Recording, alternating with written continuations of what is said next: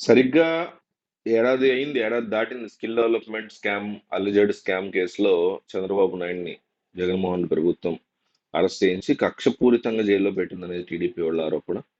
అయితే ఈ కేసులో ఇప్పుడు రకరకాల అంశాలు బయటకొస్తున్నాయి. రీసెంట్‌గా బయటకొచ్చినటువంటి అంశం ఏంటి?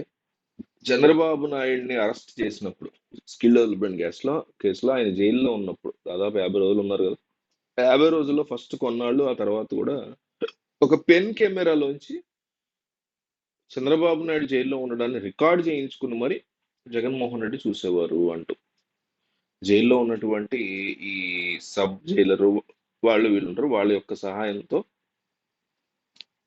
ప్రభుత్వం వాళ్ళది జైళ్ళ శాఖ మంత్రులు వాళ్ళు జైల్లో ఏం చెప్పినా జరుగుతుంది ప్రభుత్వం ఎప్పుడైనా అంతే టీడీపీ అయినా జనసేన కూటమి ఉన్నప్పుడైనా జగన్మోహన్ రెడ్డి ఉన్నా రాజశేఖర రెడ్డి ఉన్నా రోసయ్య ఉన్నా ఎవరున్నా డిగ్రీస్ కాస్త కంపారిజన్ తగ్గుతుందేమో తప్ప అధికారంలో ఎవరు ఉంటే వాళ్ళు ఆడింది ఆట పాడింది పాట అనేటువంటి దౌర్భాగ్య స్థితిలో ఉంది ఈ రోజు రాష్ట్రమైనా దేశమైనా మన దౌర్భాగ్యం.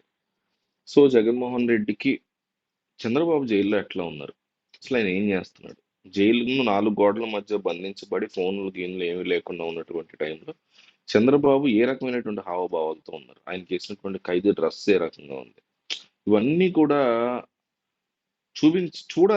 చూడాలి, తాను అవన్నీ చూసి చక్కగా సంతోషపడాలి అనే ఫీలింగ్ లో ఆయన ఆ రకంగా పెన్ కెమెరా లోపలికి పంపించి కొన్నిసార్లు వీడియో కాల్స్ చేయించి ఆయన ఏం చేస్తున్నాడు ఏంటనేది చూస్తూ యువతల సంతోషపడ్డరు అనేటువంటి మాట అప్పుడు కూడా ఉంది.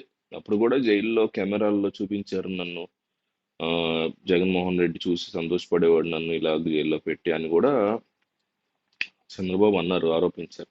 నిజానికి స్కిల్ డెవలప్మెంట్ కేసు కంటే కూడా ఈయన జైల్లో పెట్టడం ఈ కేసులో అనేది ఒక రకంగా జగన్మోహన్ రెడ్డి ఓడిపోవడానికి కారణమైంది. సింపతి బాగా గెయిన్ అయింది చంద్రబాబుకి. ఆయన తప్పు చేశారో లేదా అనేది కోర్టులు తెలుస్తాయి కానీ చెప్తున్నా.